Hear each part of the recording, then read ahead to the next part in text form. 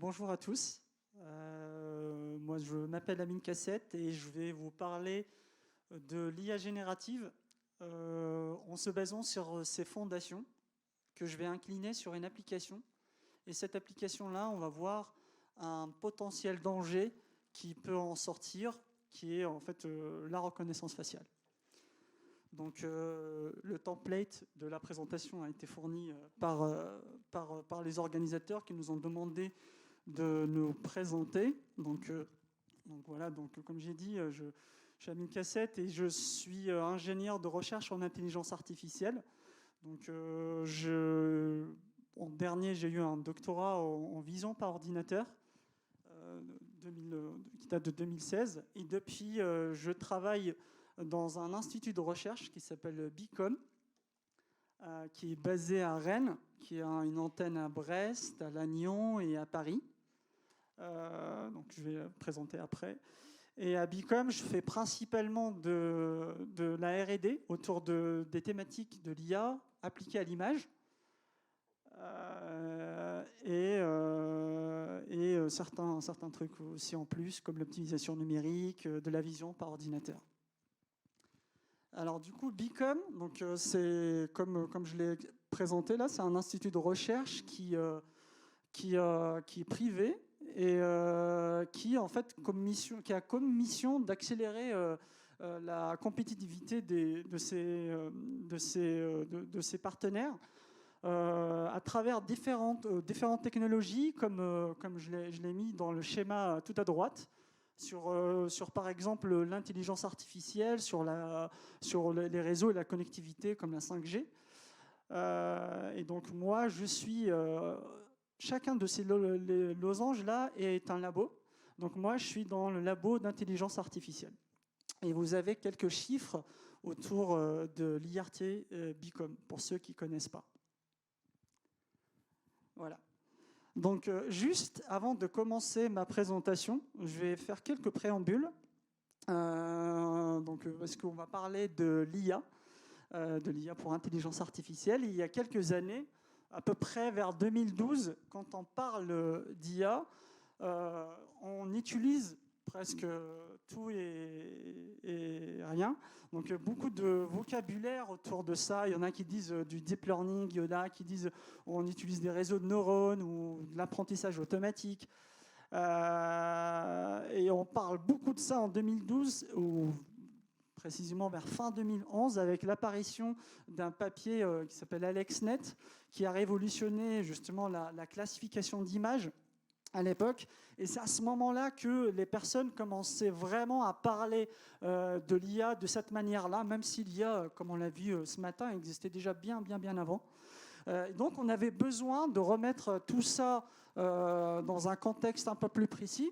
Et du coup, on se retrouve avec ce diagramme-là qui est bien connu, avec une IA qui est beaucoup plus large, qui prend beaucoup de techniques, dans laquelle on retrouve le machine learning, ou ce qu'on appelle l'apprentissage automatique en français.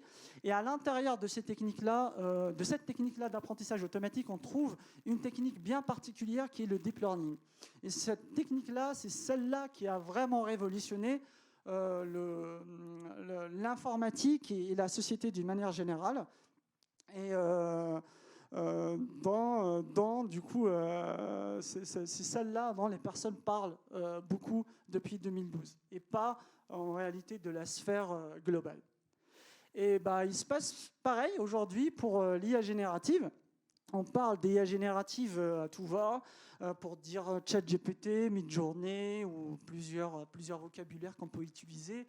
Et ce terme-là est apparu justement pour dire beaucoup de choses. Donc, il faudrait qu'on remette ça aussi dans un cadre un peu plus précis. Donc déjà, l'IA générative, elle est contrastée avec une autre IA qui s'appelle de l'IA discriminative. Et ça forme la boule IA d'une manière générale. Donc je vais revenir par la suite dessus dans les fondations pour voir réellement à quel moment on peut dire qu'est-ce qu'elle fait vraiment l'IA générative et pourquoi on l'appelle générative en contraste par rapport à discriminative. Et donc, en fait, ces deux IA-là peuvent utiliser des techniques d'apprentissage automatique et peuvent utiliser des techniques de type deep learning. Okay. Et donc, dans cette présentation-là, je vais parler que de l'IA générative qui utilise des techniques de type deep learning, comme ChatGPT par exemple. Donc, ChatGPT est une IA générative parce qu'elle génère du texte, entre autres, et elle utilise une technique neuronale qui est le transformer, qui est une technique de deep learning. Donc, on peut trouver une autre IA générative qui n'utilise pas du deep learning. Par exemple, des mélanges de gaussiennes, c'est une technique qui est très, très ancienne, qu'on peut appeler de l'IA générative. Elle peut générer des images ou autres. Ces techniques-là, en utilisant le deep learning, elles ont vraiment atteint des performances vraiment super intéressantes. Donc, c'est pour ça, aujourd'hui, comme ça a été dit ce matin, on peut parler d'une révolution. Il y en a même qui a dit qu'on peut comparer ça à l'apparition de l'électricité. Donc, c'est grâce justement aux résultats qui ont été atteints avec cette technique-là. OK. Donc là, c'est le cadre de cette présentation-là. Pour la mettre en œuvre, je vais essayer de la séparer en 3 chapitres. Le premier chapitre, c'est les fondations, dans laquelle je vais rappeler ce que c'est réellement, en essayant d'être le plus simple, mais précis de ce que c'est. Et après, je vais l'étaler sur 3 techniques qui sont les plus utilisées, les plus connues, les plus célèbres. C'est les GAN, les Stable Diffusion et les transformers pour ChatGPT. Mais moi, je travaille beaucoup plus sur les GAN, donc je vais davantage développer cette technique-là. Et je vais la développer à travers une application qui est la génération d'images super réalistes. Donc on va voir comment générer les images réalistes, pourquoi c'est difficile et quelles sont les limitations de la génération d'images super réalistes. Et ensuite, je vais introduire une technique qui s'appelle StyleGAN, qui est très connue, qui a été introduite par NVIDIA. Et on va voir, grâce à cette technique-là, on peut atteindre des générations d'images de type HD, c'est-à-dire 1024-1024, chose qui n'était pas forcément possible avant 2017. Et ensuite, on va parler d'un point super important qui s'appelle l'inversion. Aujourd'hui, on peut parler d'une IA générative. Elle prend, ce qu'on disait ce matin, un prompt, donc une espèce de query ou une information, un a priori au départ, qu'elle va essayer de suivre. Génère-moi, par exemple, un chien. On a une image d'un chien. Et si moi, je veux faire l'inverse, je prends une image et je lui dis, génère-moi la query ou le prompt qui va avec. Et ça, c'est un autre problème. Donc, on parle d'inversion de techniques de générative. Et ça aussi, ça peut ouvrir un champ d'application énorme, voire des dangers potentiels que je vais finir à la fin à travers une application de reconnaissance faciale, que je vais essayer de rappeler très rapidement comment fonctionnent les systèmes de reco facial modernes qui atteignent des taux de reconnaissance fantastiques, je vais les rappeler, et développer le danger qui s'appelle Masterface. En français, on peut l'appeler une clé passe-partout. On va voir ce que c'est avec une éventuelle démo, s'il me reste un peu de temps, une démo en temps réel que je vais vous montrer à la fin. OK ? Voilà. Donc, pour rentrer dans le vif du sujet, une IA générative, avant de la comprendre, il faut la faire contraster avec l'IA discriminative.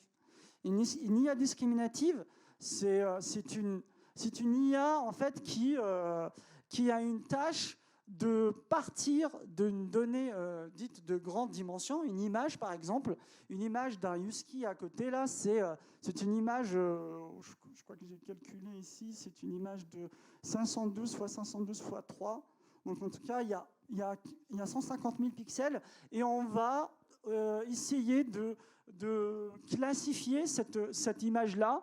Donc on va dire quel genre d'animal, quel est l'animal qui se cache derrière. Du coup, on va sortir des chiffres.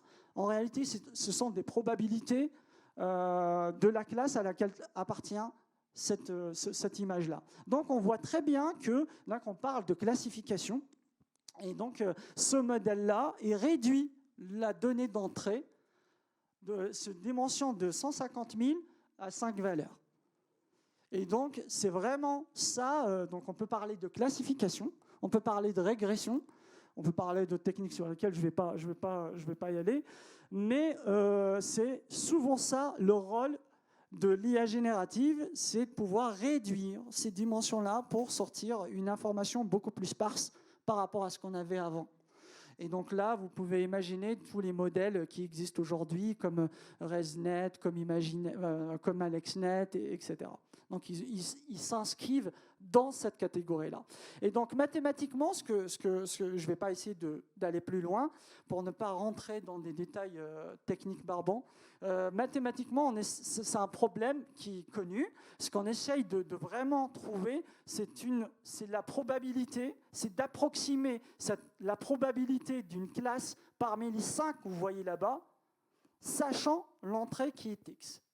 Donc c'est un problème qui est très difficile à résoudre, même voire impossible à résoudre analytiquement. C'est pour ça qu'on fait appel à des techniques neuronales, parce qu'elles n'ont pas besoin que ce problème-là soit formalisé analytiquement.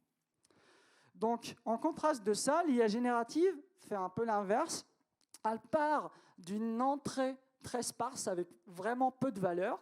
Elle va nous fournir une sortie avec des dimensions beaucoup plus grandes. Et ici, on peut partir d'un vecteur de 512 valeurs, avec des valeurs flottantes, et le modèle va cuisiner ce vecteur-là, et il va nous sortir une image qui a 3 millions, à peu près 3 millions de pixels.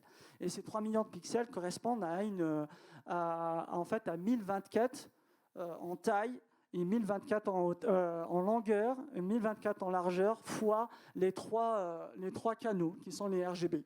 On trouve autant de valeurs. Et donc, en résumé, c'est ça la différence majeure concrètement entre l'IA générative et l'IA discriminative. Et mathématiquement, ce problème-là revient à essayer en réalité de capturer la distribution de probabilités qui régissent les données. Et ici, les images, par exemple, d'animaux. Et cette probabilité-là, c'est P de X, parce qu'une fois qu'on la connaît, on va venir en fait échantillonner, prendre un échantillon de cette distribution-là, et ça correspondrait à une image de 3 millions de valeurs. Et là, vous l'avez compris, cette tâche-là, analytiquement, est quasi impossible. Et donc, c'est pour ça qu'on fait justement appel à des techniques neuronales pour approximer cette distribution-là P de X. Et là, pour passer à slide d'après, juste pour finir, de dire que le problème de l'IA générative est beaucoup plus complexe et beaucoup plus global à résoudre que le problème discriminatif qui revient par exemple à classifier les images ou autre. Autrement dit, simplement, classifier une image est beaucoup plus simple qu'à générer une image. Voilà. Donc aujourd'hui, pour l'IA générative, on peut l'instancier sur 3 techniques modernes, même si on a d'autres, mais les plus connus, c'est les GAN, pour Generative Adversarial Networks. C'est pour des réseaux génératifs adverses. On a les Stable Diffusion, donc qui permet de générer des images super réalistes, et on va dire l'entreprise ou le logiciel qui a implémenté efficacement cette méthode, c'est Midjourney. Aujourd'hui, ils sont à leur 5e version. Donc pour ceux qui ne l'ont pas testé, je vous invite à voir, et les résultats sont extrêmement intéressants. Et le dernier, c'est ce qui a été discuté beaucoup ce matin, c'est la génération de texte. Et on parle d'une technique neuronale qui s'appelle les transformers. Donc c'est vraiment les 3 techniques qui permettent d'instancier l'IA générative aujourd'hui. Et les 2 premières peuvent générer des images, des vidéos, et la 3e, de l'audio aussi, par les 2 premières. Et la dernière, elle est principalement spécifique au texte, à la génération du texte. Et chacune de ces techniques-là, elle a une manière de fonctionner, d'être entraînées bien spécifiques. Mais elles partent toutes du même problème que j'ai expliqué juste avant, c'est-à-dire approximer la distribution des données. Partir d'une donnée faiblement dimensionnée et générer une donnée de sortie qui est grandement dimensionnée. Voilà, donc moi je vais parler d'abord commencer par les GAN. Je vais essayer d'expliquer très simplement comment ça fonctionne, cette technique-là. Donc ce qu'on essaye de faire, c'est d'avoir cette fonction-là G. Donc elle reviendra tout le temps après.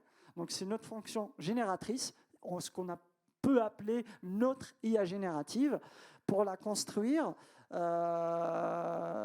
donc là, par exemple, à l'utilisation, on va juste donner un bruit et elle va nous générer une image de cette femme-là, par exemple. Mais pour la construire, on va suivre une méthodologie bien précise.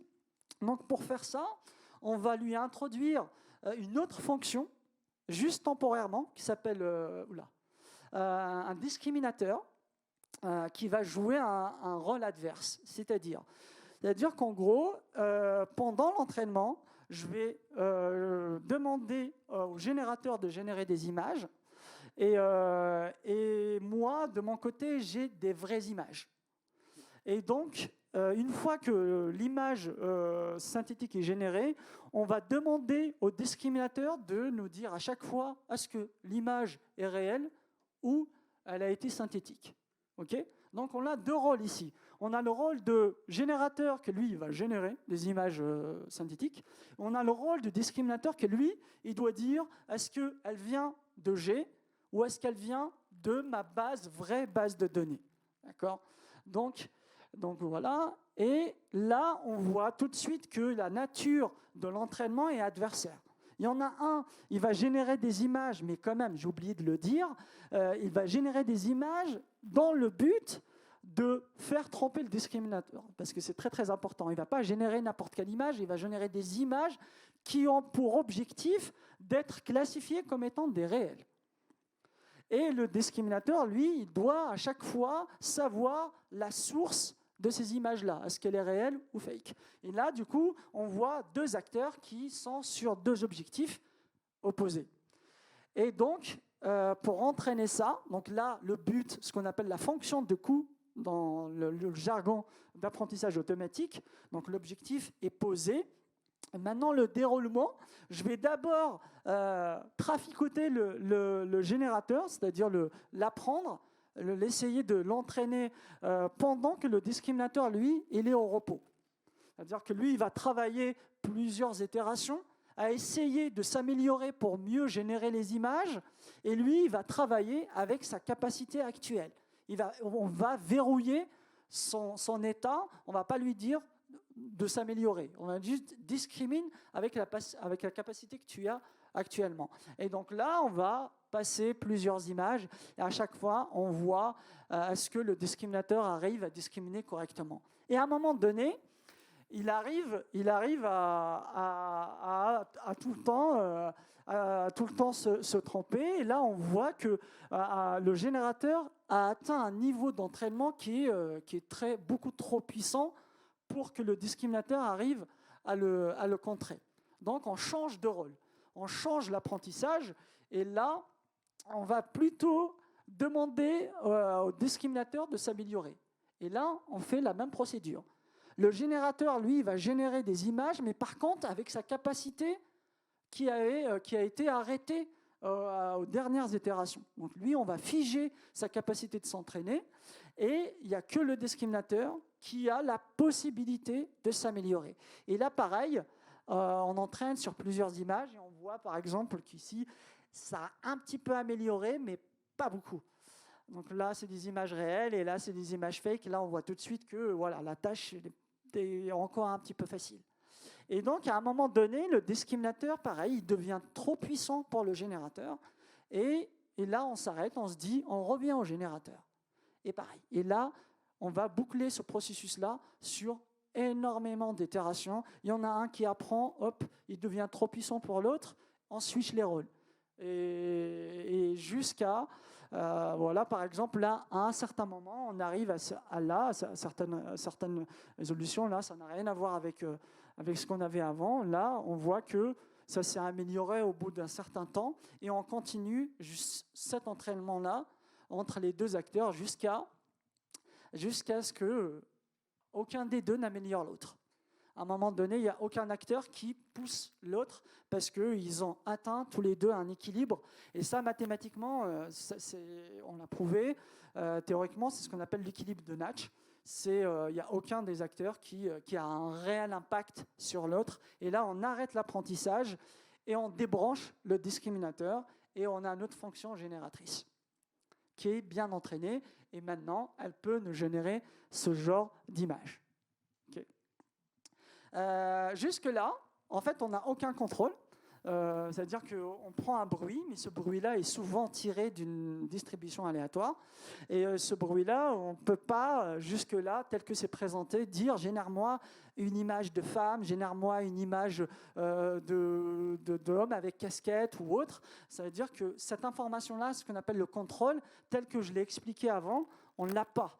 Et pour faire ça, en fait, on va faire une injection d'a priori. Au lieu d'entraîner avec que du bruit, on va rajouter ce qu'on appelle un a priori. Un a priori, ça peut être du texte, la description de l'image, ça peut être de l'audio, ça peut être aussi une image en plus, qui est une image très simple.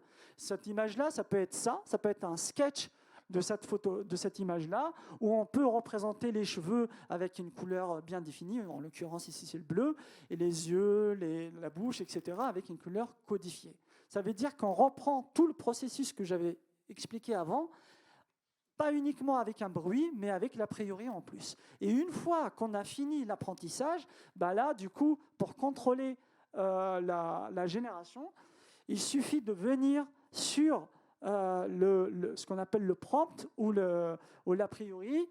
On va le modifier, on va voir qu'on peut modifier la génération en modifiant directement notre entrée ici. Je peux enlever les cheveux, je peux rajouter des yeux ou des choses comme ça. Et donc là, on parle plutôt de génération contrôlée. Okay. Donc là, le message global qu'il faut retenir du GAN, c'est qu'il s'entraîne par philosophie adversaire. On a deux acteurs qui se mettent en compétition et à la fin, on garde que la fonction génératrice. Pour pouvoir contrôler la génération, il faudra l'entraîner avec un a priori qui va venir avec. Okay. Maintenant, Stable Diffusion qui est derrière Midjourney. Je ne sais pas s'il y en a qui ont testé Midjourney ici dans la salle. Ouais, ok, super. Donc Midjourney travaille avec une technique de Stable Diffusion et qui, je le rappelle, c'est le même objectif, partir d'un bruit et génère une image super réaliste. Le problème, c'est que Stable Diffusion est venu presque en même temps que les GAN, chronologiquement parlant, mais aujourd'hui, la communauté s'accorde à dire que le Stable Diffusion est meilleur pour la génération d'images, a beaucoup plus fait le buzz pour la génération d'images que le GAN, même si le GAN reste aussi une technique super puissante. Et qu'est-ce qu'il a amené, qu'est-ce qu'il a changé?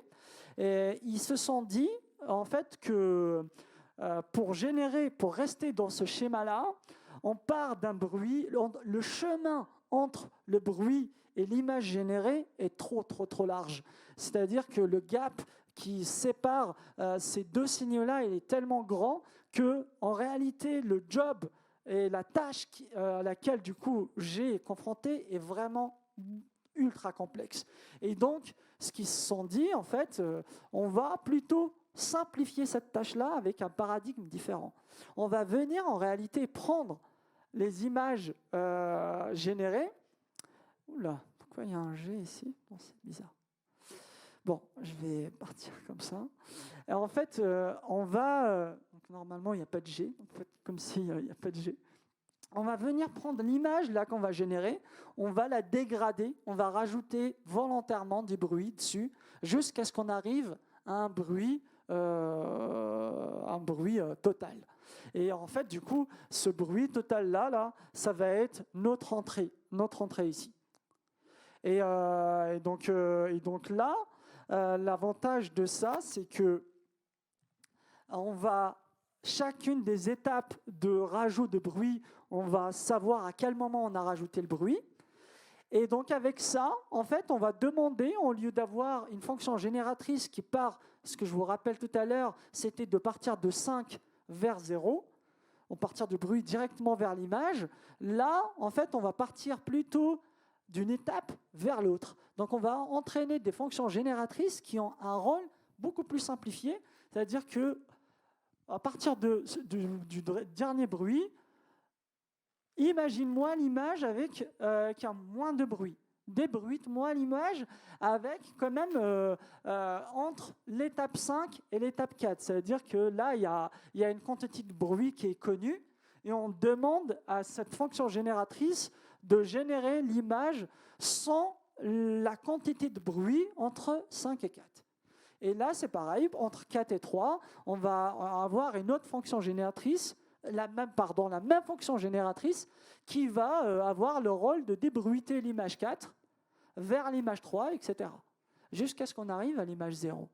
Et donc, ce qu'on a fait avec Stable Diffusion, c'est que à partir du bruit, on a construit une cascade de générateurs qui est en réalité le même, mais cascadé plusieurs fois. Et à chaque fois, il va débruiter l'image progressivement jusqu'à ce qu'il arrive à la génération finale. Et en réalité, nous, quand on va l'utiliser, on va prendre tout ça, la cascade-là, comme une seule fonction génératrice. Mais en réalité, c'est la somme de plusieurs générateurs cascadés. Et l'avantage de ça, c'est qu'il spécifie, il simplifie les tâches entre chaque étape. Et donc, ça nous permet du coup d'avoir globalement des meilleures générations. Et le problème, du coup, la différence et le problème que peut générer ça, c'est que ça va être beaucoup plus lent à générer que le GAN. Parce que le GAN, il prend directement le bruit, il a une seule fonction, et là, directement, on a l'image qui sort. Par contre, Stable Diffusion, contrairement au GAN, il va la passer du même générateur vers un autre pour la débruiter jusqu'à la fin. Et moi, ici, là, j'ai représenté en gros 5 étapes, mais en réalité, pratiquement dans ce qui se fait dans pas mal de papiers, c'est de l'ordre de 1000 opérations. Donc, on va prendre cette image-là, la bruiter sur 1000 itérations. Et donc là, la tâche de génération devient beaucoup plus longue comparée au GAN. Mais par contre, avec une qualité qui est beaucoup plus intéressante. Donc là, pareil, on n'a aucun contrôle sur la génération et pour pouvoir le contrôler, on va entraîner avec ce qu'on appelle un a priori ou un prompt, ce qu'ils appellent vraiment dans la communauté le prompt ou le query. On va entraîner avec le bruit qui va avec et le bruit et le texte qui va avec. Donc là, on reprend les opérations de bruitage que j'ai expliquées avant, mais avec un texte supplémentaire qui va être une entrée pour le générateur. Et là, le fait de rajouter du texte, on va générer à la fois l'image plus le sens du texte qui va avec. Donc, ce qu'il faut retenir du Stable Diffusion, donc 2 points. Le premier point, c'est contrairement à GAN, il va simplifier la tâche avec une cascade de générateurs qui débruite l'image progressivement. Donc, ça rend l'apprentissage plus facile et par contre, l'inférence plus longue. Et pour le contrôler, exactement comme le GAN, il faut l'entraîner avec un a priori en plus. Ici, par exemple, on peut l'entraîner avec du texte. Comment on peut entraîner avec de l'image supplémentaire? Voilà pour le Stable Diffusion. Pour le transformer, on va avoir, comme le GAN, 2 fonctions. Mais par contre, on ne va plus les appeler générateurs discriminateurs, on va les appeler encodeurs, décodeurs. Et la tâche, et c'est ça notre fonction génératrice. Pour le GAN, il n'y avait qu'une seule fonction, G, qui reste. Le discriminateur était juste là pour l'aider à s'améliorer. Ici, les 2 joueurs vont jouer à la fois, mais c'est les 2 qui constitue notre fonction génératrice. Comment ça marche ? Ça, c'est valable pour le... Je vais l'expliquer sur la complétion compléter le texte. En fait, ce qu'on veut, c'est qu'on prend un premier texte, on génère un deuxième texte. En réalité, ce qu'on fait réellement avec ce genre de technique, c'est qu'on prend le texte 1, on lui rajoute un mot. C'est-à-dire que ce qu'on va prédire, c'est que ce qu'on va sortir, c'est à partir du texte, d'un certain texte, quel est le prochain mot susceptible d'apparaître. C'est vraiment la tâche principale des transformers. Et en réalité, on ne sort pas vraiment le mot lui-même, on sort la probabilité qu'un... Oula, je reviens dessus. Par exemple, ici, si on prend un texte de type Robot Mast, qui est en fait une des lois d'Asimov, et en fait, on va, ce transformer-là, pour prédire le texte, j'ai besoin d'introduire une notion supplémentaire qui est le vocabulaire. Pour pouvoir prédire le texte qui vient après, il va aller chercher dans un vocabulaire qui est déjà préinstallé ou préconstruit au préalable. Et ce vocabulaire-là, il contient toutes les possibilités linguistiques que le modèle peut avoir. Elles ne sont pas infinies, et ça définit la capacité des modèles aussi de transformers, de génération de texte, quelle est la capacité de son vocabulaire, quelle est la taille de ce vocabulaire-là. Et dans ce vocabulaire-là, on retrouve les mots. Certains utilisent les phonèmes, certains utilisent des petites parties de mots, mais pour le simplifier, on peut utiliser les mots. Pour ces mots-là, chaque mot il a une clé, qui est en fait juste un entier. Et chaque mot a ce qu'on appelle, ce matin a été dit, ce qu'on appelle l'embedding, c'est-à-dire la représentation vectorielle. Parce qu'en réalité, ça c'est une chose super importante. Quand vous prenez les images et que vous demandez à un réseau de les travailler, les images c'est des pixels, et les pixels c'est des valeurs numériques, et donc la nature de ce signal-là permet de le travailler directement. Le texte, ce n'est pas le cas, ce n'est pas des valeurs numériques, il faudrait le transformer dans une représentation qui peut être utilisée par les réseaux de neurones. Et d'où l'intérêt de ces embeddings-là. C'est comme si quel est l'équivalent de ce mot-là dans un langage qui peut être travaillé par un réseau de neurones. Et c'est ce qu'on appelle une représentation vectorielle ou l'embedding en anglais. Et donc, chaque mot de son vocabulaire-là, il a sa représentation. Et donc, il va nous prédire, en réalité, ce qui rentre dans l'encodeur, c'est plus cette phrase-là, mais plutôt les clés des mots qui vont avec, qui va être comme entrée. Et donc, il va peut-être, par exemple, nous prédire pendant l'entraînement le chiffre 9000 qui correspond à kill. Parce que chaque robot must kill. Donc là, en réalité, il nous sort la probabilité que ce terme-là apparaît. Ce n'est pas le mot lui-même qui sort, ce n'est pas l'index du mot qui sort, c'est la probabilité de cet index-là. Okay ? Et sauf que pendant l'entraînement, on sait que nous, c'est ce qu'on appelle un entraînement supervisé, ce n'est pas le mot qu'il faut sortir. Nous, on voudrait que tu nous sors 100% de probabilité sur le mot « obéir ». Et c'est comme ça qu'on l'entraîne. Donc, on va venir rétropropager l'erreur, c'est-à-dire construire les poids de cet encodeur-là et ce décodeur-là de telle manière à ce que quand on rentre cette phrase-là, il faudrait qu'il nous sorte cette sortie-là. Avec cette série de chiffres, il faudrait que ce transformer-là nous sorte ce chiffre-là à 100%. C'est comme ça qu'on entraîne les transformers. Maintenant, ce qui a été vraiment apporté par le transformer, ce n'est pas ça, cette philosophie qui a été connue, mais souvent les phrases sont beaucoup plus longues, et quand les phrases sont beaucoup plus longues, le contexte va être beaucoup plus important, et alors ça va être beaucoup plus compliqué à travailler, parce qu'on a beaucoup plus d'entrées. Donc, il nous faudrait plus de mémoire ou plus de capacité de calcul. Donc, ils ont introduit ce qu'on appelle une opération, on appelle l'attention qu'on peut porter sur les mots. Donc ça, c'est vraiment le papier Attention is all you need, c'est-à-dire l'attention. L'attention, c'est tout ce dont vous avez besoin. C'est vraiment le papier qui a lancé les transformers et ChatGPT. Et dans ce papier-là, on retrouve cette opération-là qui va venir en réalité accorder à chacun des mots et la corrélation qui existe entre un mot et un autre, un poids. Et comme ça, on n'a pas besoin de stocker toute la phrase en mémoire, mais que les corrélations importantes qui peuvent exister dans ces mots-là. Et cette corrélation-là va nous aider à comprendre le lien qui existe entre les mots et donc sortir un résultat qui va tenir compte de ces corrélations-là. Okay. Donc, deux choses importantes qui a permis l'attention qui a été introduite dans les transformers, qui est pour moi la feature la plus importante. Elle permet du coup de processer un texte beaucoup plus large et deuxièmement d'avoir ce focus-là sur les passages ou les éléments les plus importants dans la phrase. Et donc voilà. Donc voilà, juste pour dire pour les transformers, qu'est-ce que je voulais dire ?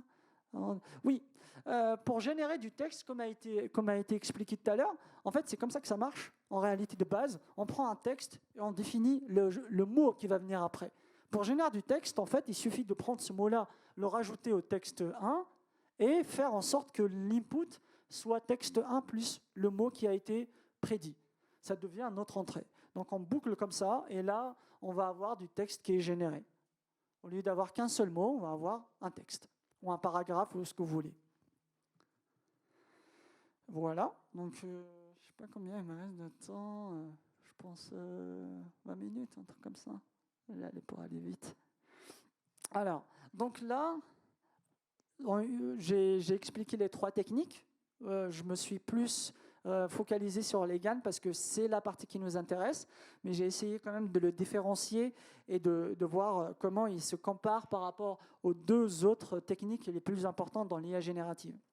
Maintenant, les GAN, ils n'ont pas toujours été glorieux, mais ça a le mérite d'être une technique complètement innovatrice qui est sortie en 2014. En 2014, on arrivait à générer des images de taille vraiment faible, mais c'était déjà un exploit à l'époque. Et c'était de taille à peu près de 32, 28, 28 à peu près. Et malgré ça, ça reste un problème super compliqué. Parce que si vous prenez une image 32, 32, c'est comme si vous dites je veux générer en fait 900 valeurs, donc 32, 30, presque 900 valeurs, parce que 30 fois 30. Et chacune de ces valeurs-là, elles peuvent varier entre 0 et 255, parce que les pixels, ils sont dans un intervalle entre 0 et 255. Donc ce qu'on demande en réalité, quand on essaye d'avoir une fonction qui génère 32, 32 comme image, on lui dit de trouver, à chaque fois que je tire aléatoirement un pixel, un échantillon, 900 valeurs qui peuvent varier entre 0 et 255. Et donc là, c'est un problème très compliqué. Là, ce que j'ai illustré ici, c'est comment... donc je suis parti du principe d'avoir 900 valeurs ici et trouver aléatoirement comment dire, ces pixels-là, et on voit que ça prend beaucoup trop de temps, et on n'imagine même pas quand on atteint des résolutions importantes. Donc ce qu'il faut retenir, trouver la distribution de données, le tâche de l'IA générative, typiquement pour la génération d'images, est très complexe, lié justement au nombre de valeurs et la diversification des valeurs à la sortie qui est trop importante. Donc en 2016, on atteignait une résolution de 64-64, cette fois-ci avec 3 canaux, donc en RGB. Là, pareil, la fonction arrive à capturer 12 000 valeurs. En 2017, on arrivait à capturer des images de taille 512 x 512, 3 canaux. Donc là, on arrivait à capturer 786 000 à peu près valeurs. Et en 2018, et c'est celui-là qui a fait vraiment le buzz, qui s'appelle le StyleGAN, arrivé à générer des images HD. On peut voir les détails de cette image-là qui sont quand même bien sympathiques. Et on arrivait à capturer à peu près 3 millions de valeurs. Et en fait, pourquoi, en plus de cette diversification-là et la complexité-là de nombre de valeurs est trop complexe, et ça devient du coup un problème assez ardu pour les GAN. On a d'autres problèmes aussi supplémentaires. Ici, je vais en parler très rapidement. On a un des problèmes qui s'appelle l'oscillation du réalisme. Le fait que les deux, je rappelle, le GAN, c'est un jeu adversaire entre les deux acteurs. On a un réalisme des images qu'au fur et à mesure de l'entraînement peut osciller. À un coup, ça peut être très performant ici, par exemple, et le coup d'après, on voit que l'image d'après est moins intéressante, même si l'entraînement est beaucoup plus poussé qu'avant. Et c'est un problème dû au fait que les deux fonctionnent en adversaire. On peut avoir ce qu'on appelle le mode collapse. Le mode collapse, c'est un problème qui est très connu en statistique. Ça veut dire que les GAN ont du mal à diversifier la génération. C'est-à-dire que si on veut générer des visages humains, il va peut-être, par exemple, ne générer que des images de femmes et pas d'hommes. Des images que de femmes de cheveux blancs et pas de cheveux... Ça, c'est un problème de diversification parce que la distribution qu'on essaie de capturer a plusieurs modes. Et là, lui, il arrive que, par exemple, ici, là, on a une distribution gaussienne qu'on a, ça c'est une vérité terrain, qui a 6 modes. Et le GAN, ce qu'on voit, il capture à chaque fois qu'un seul mode. Et ça, typiquement, quand on a un mode, ça correspond à un type d'image, par exemple, comme j'ai dit, une femme et que des femmes, ou hommes ou que des hommes.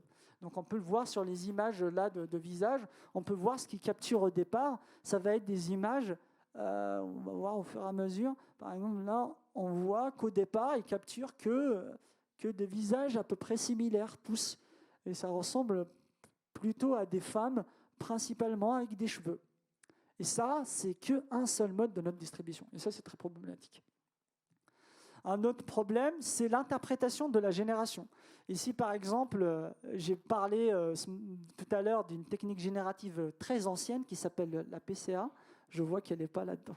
Cette technique-là s'appelle l'analyse par composante principale. Et c'est une technique, quand on fait varier le bruit, on peut voir que ça correspond à des changements qu'on peut interpréter. Voilà. Donc ça, on l'a vu. Voilà. Alors que pour le GAN, quand on modifie notre entrée, les changements ne sont pas forcément très visibles. Et donc, ça nous pose un problème d'interprétabilité et d'explicabilité qui est d'ailleurs un problème qui se pose aussi pour les différentes techniques de deep learning. Maintenant, je vais aller très rapidement sur comment on a réussi justement à casser ce problème, à le résoudre. Donc les GAN, ils ont du mal à générer les images de taille, de résolution importante. Est arrivé le Style GAN par NVIDIA en 2017-2018. Et ils se sont dit, en fait, pareil, comme stable diffusion, on va décomposer notre fonction génératrice en plusieurs fonctions. On va décomposer une fonction en plusieurs sous-blocs et chaque bloc va avoir la tâche de générer une résolution plus simple et ensuite la fonction d'après va prendre le relais sur le résultat d'avant. Donc la première fonction va générer des images de taille 4x4 et la fonction d'après va prendre ça comme entrée, elle va générer la résolution x2, etc. jusqu'à ce qu'on arrive à une résolution plus importante.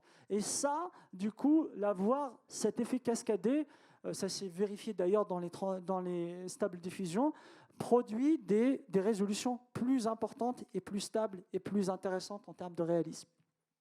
Un autre élément en plus complémentaire, c'est que dans le Style GAN, ils se sont dit pourquoi travailler directement avec le bruit de départ? On va d'abord prendre ce bruit-là, le cuisiner avant de le faire rentrer dans nos fonctions génératrices. Parce que le bruit qu'on prend avant, c'est un bruit aléatoire. Et en fait, il n'y a aucune corrélation. Donc, c'est la notion de l'aléatoire. Il y a zéro information dedans. Et donc, zéro corrélation entre les valeurs.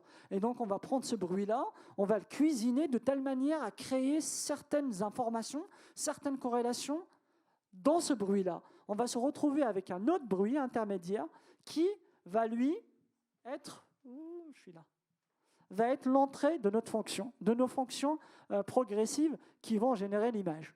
Et on va voir à quoi ça va servir ça. Ça va servir en fait à contrôler le niveau de génération. Par exemple, si ce bruit-là intermédiaire capturait des corrélations, certaines corrélations, certaines on va les injecter ici, d'autres ici et d'autres vers la fin. Par exemple, si je veux contrôler, si je veux modifier que les premières corrélations ici, on peut voir que ça peut correspondre à des changements très importants dans l'image. Et si je veux, par exemple, modifier les corrélations un peu plus avancées dans le bruit, on va contrôler des choses un peu plus raffinées. Par exemple, là, ça reste une femme, mais on va changer que la morphologie de la femme, mais ça reste une femme. Et si on veut aller dans les corrélations plus avancées, on va garder l'identité de la personne et on va modifier que certains traits encore raffinés, que la teinte de la personne. Donc là, on a réussi à construire une fonction génératrice qui a des niveaux de contrôle sur le visage progressif. Si je veux contrôler des choses très importantes dans l'image, je modifie les premières valeurs du bruit. Si je veux contrôler que les cheveux ou la teinte, je vais toucher que dernière valeur du bruit. Et ça, c'est un résultat super intéressant si on veut avoir un contrôle beaucoup plus raffiné sur les images. Donc par exemple, voilà un résultat qui peut être vu ici en modifiant que les dernières valeurs du bruit. On va garder l'identité de la personne et on va modifier que certains attributs dans le visage. Et là, typiquement, les cheveux. La forme des cheveux, la couleur des cheveux, mais sans toucher l'identité de la personne. Et donc, ça représente une fonction génératrice très puissante qui a un niveau de compréhension du visage qui est très avancé. Et maintenant, en fait, je parlais de l'inversion, et peut-être faire ça en 5 minutes ou 10 minutes. L'inversion, jusque-là, toutes les images que vous avez vues, que j'ai utilisées dans ma présentation, n'existent pas. C'est des images qui ont été générées par les fonctions que j'ai utilisées, que j'ai essayé d'expliquer. Cette personne-là, par exemple, ce garçon, n'a jamais existé. Ça a été généré par cette fonction. Et du coup, se pose la question, si moi j'ai une image de moi-même, par exemple, ça c'est une image réelle, existe, comment je fais ? Comment je peux reproduire mon image avec cette fonction-là génératrice ? Parce que jusque-là, la fonction, je lui donne un bruit, elle me donne une image. Mais voilà, donc maintenant que j'ai mon image, quel serait en fait le bruit que je dois mettre au départ pour qu'elle puisse générer ma propre image? Ça, c'est du coup le problème d'optimisation, d'inversion, qui est un problème d'optimisation. C'est-à-dire qu'en gros, je cherche le bruit qui est Z, qui lui, en fait, qui est l'entrée de ma fonction G, doit reproduire ma sortie X. Et ça, du coup, je vais l'expliquer juste après. C'est un problème d'optimisation numérique qui, en fait, ce problème-là, impossible à résoudre analytiquement. Donc, on va venir le résoudre d'une manière numérique, c'est-à-dire que je vais plutôt calculer la différence entre ce que ma fonction génère itérativement par rapport à ma fonction. Et quand cette différence-là est très très petite, je dis que ma fonction a approché mon image à moi. Donc là, je répète, je vais tester énormément de bruit, beaucoup de bruit, et à chaque fois, je regarde l'image qui est générée pour ce bruit-là, est-ce qu'elle se rapproche de mon image à moi. Ça, par exemple, c'est l'image de départ sur laquelle le générateur part. C'est-à-dire qu'il pense que cette image-là se rapproche de la mienne. Donc à l'instant 0, il va ensuite réitérer de telle manière à ce qu'à chaque fois, il va changer le Z pour se rapprocher de mon image. On peut voir. Donc là, au fur et à mesure de l'optimisation, là, on est en train de chercher des Z qui se rapprochent de plus en plus de mon image. Et là, on voit la fin de l'optimisation, parce que c'est un problème que mathématiquement, je rappelle, impossible à résoudre. On arrive à peu près à une image. Ça, c'est une image qui a été générée par la fonction G. Ça, c'est une image qui, je connais le bruit qui va avec. Ça veut dire que voilà, la fonction génératrice a la capacité aussi de générer des images qui sont déjà existantes. Mais en réalité, elles ne sont pas tout à fait pareilles parce qu'il y a toujours un petit résiduel. Cette image-là, elle se ressemble énormément. Ben là, je l'ai arrêtée, mais des fois, on arrive quand même à des résultats vraiment bluffants. Mais on voit quand même qu'il y a un petit résiduel. Ce n'est jamais l'image de départ. Mais on a la capacité de les approcher au maximum. Et quand j'ai ça, en fait, quand j'ai l'image, ça c'est l'image de moi-même qui a été générée par la fonction génératrice, je peux contrôler ma propre image. Avant, je contrôlais une image qui n'existe pas. Maintenant, je peux contrôler ma propre image. Si je contrôle les premiers canaux du bruit, je peux changer la teinte de mon visage, par exemple. Je peux partir de mon identité et aller vers une personne avec des yeux un peu plus clairs, une personne un peu plus blonde que moi-même. Je peux aussi contrôler un niveau de bruit un peu plus avancé. Et là, je peux contrôler des choses, vieillir un petit peu la personne, contrôler des rides ou des choses comme ça. Et si je vais aller plus loin, c'est-à-dire un niveau de bruit beaucoup plus avancé, là, on va contrôler des choses un peu plus costauds. Et là, on va changer clairement le visage. Et là, on va le grossir un petit peu et le faire avancer dans l'âge aussi. Voilà. Donc, ce que j'ai expliqué jusqu'à maintenant, c'est que la fonction G, qui correspond à des techniques de GAN, ont été masterisées par NVIDIA et qui ont sorti une fonction qui s'appelle StyleGAN. Elle est très puissante parce qu'elle permet ce niveau de contrôle raffiné avec des niveaux de bruit sur lesquels on agit sur nos images d'une manière ciblée.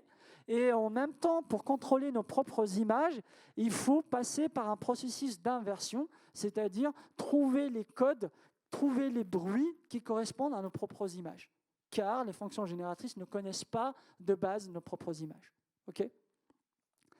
Maintenant, je vais finir. Cette inversion-là, elle pose un problème particulier, pose un problème pour une application particulière qui est la reconnaissance faciale.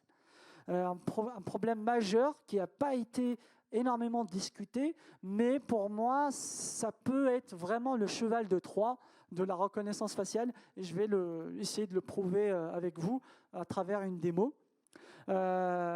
Donc aujourd'hui, déjà pour comprendre la reconnaissance faciale, c'est un problème de similarité entre un visage inconnu et des visages connus dans une base de données.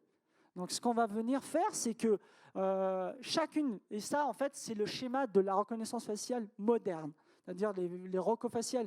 Par exemple, le système de compensation sociale chinois, qui se base sur la reconnaissance faciale, un des plus avancés au monde, est basé sur ce schéma-là.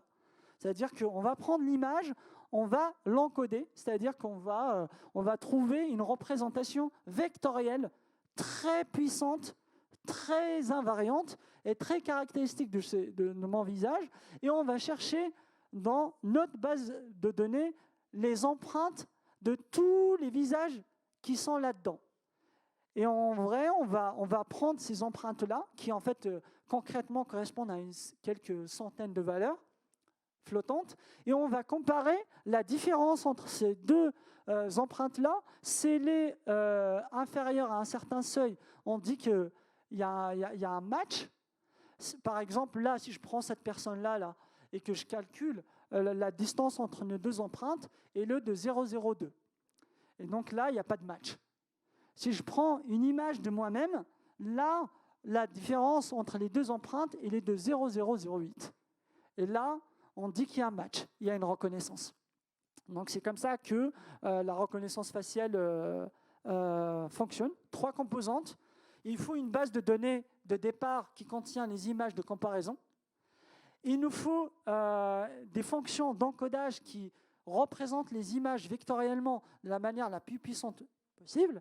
Et il nous faut une fonction de résiduel, de comparaison, qui j'ai représenté en ρ, qui va prendre les deux empreintes, les comparer et déclarer s'il y a une reconnaissance ou pas. Maintenant, juste avant d'aller à l'application, là, juste pour poser le contexte, le réseau de neurones que j'utilise pour la rocofaciale est plus performant que les experts humains. C'est-à-dire qu'il arrive sur des tests rigoureux de benchmark de rocofacial à des taux de reconnaissance de 97,78%. C'est-à-dire de réussite sur un benchmark de données, alors que les experts ont un score un peu plus inférieur. Ça veut dire qu'aujourd'hui, l'IA fait mieux que l'homme sur la reconnaissance faciale. Et c'est ce réseau-là que nous, on va utiliser pour montrer, malgré cette capacité-là à mieux classifier, à ne pas se tromper dans la rocofaciale, on peut quand même trouver une faille à ça à cause de l'IA générative. Ou grâce à l'IA générative pour certains, je ne sais pas. Donc, comment le problème va se poser? En fait, ce problème-là apporte un nom, s'appelle le master face. Le master face, c'est un visage qui est complètement synthétique, qui n'existe pas, qu'on va construire de telle manière à ce qu'il va avoir l'empreinte, d'abord l'empreinte de match la plus proche de mon visage, mais en même temps, on va rajouter une contrainte. Ce visage-là doit être visuellement le plus loin de mon visage. C'est-à-dire qu'a priori, on a deux objectifs qui semblent en fait paradoxaux, mais qui peuvent être reliés dans le même objectif. Trouve-moi un visage qui a la même empreinte que ce visage-là, mais en même temps qui doit ressembler le moins à ce visage-là. Et je vais montrer que c'est possible, on arrive à trouver des visages comme ça, et quand on fait ça, du coup, on va reprendre justement notre fonction StyleGAN, qui est une IA générative puissante. C'est elle qui va servir de moteur de génération de visages qui vont être testés pour satisfaire ces deux objectifs-là. Voilà. Donc là maintenant, je vais vous montrer la démo. Peut-être je vais demander à la personne qui m'a invité à ce talk, Thomas Vinz, de venir et tester, utiliser en cobaye la démo.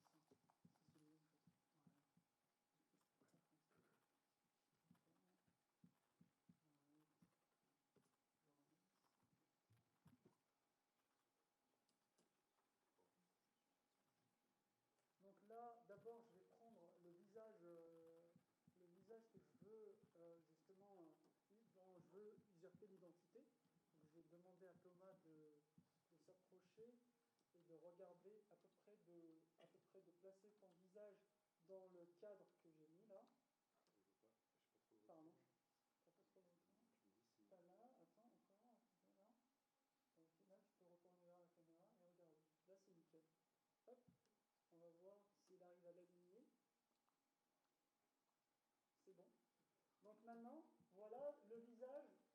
La reconnaissance faciale prend des visages qu'on appelle alignés. Ça veut dire un visage qui a été retravailler un petit peu, recadrer, faire un petit peu de processing au-dessus.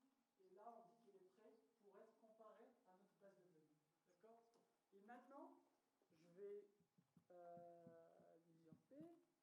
C'est quand même le plus important. On va voir, ça va se lancer. Hop.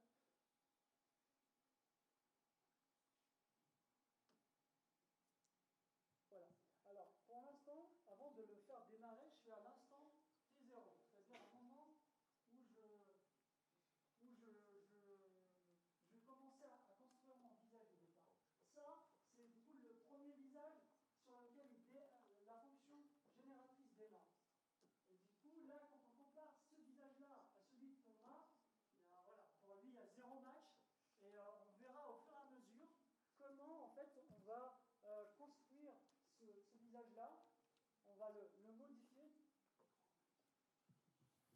On va le modifier au fur et à mesure, de telle manière à ce que le match va augmenter.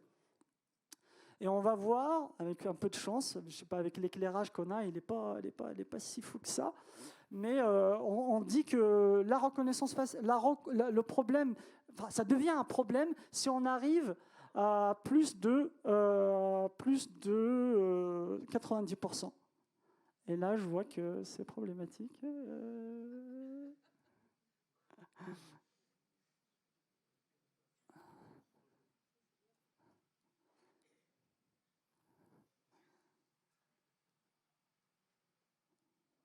Et là, hop, des conditions réelles, si jamais...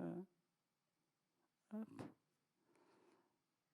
En théorie, on arrive à 98% d'usurpation d'identité. Hop. Du coup, là, on a construit un visage qui match avec Thomas Vins à 91%. Alors qu'en termes de ressemblance, vous voyez, vous et moi-même, c'est pas du tout Thomas. Donc, finalement, cette personne... Ah. Bon, c'est...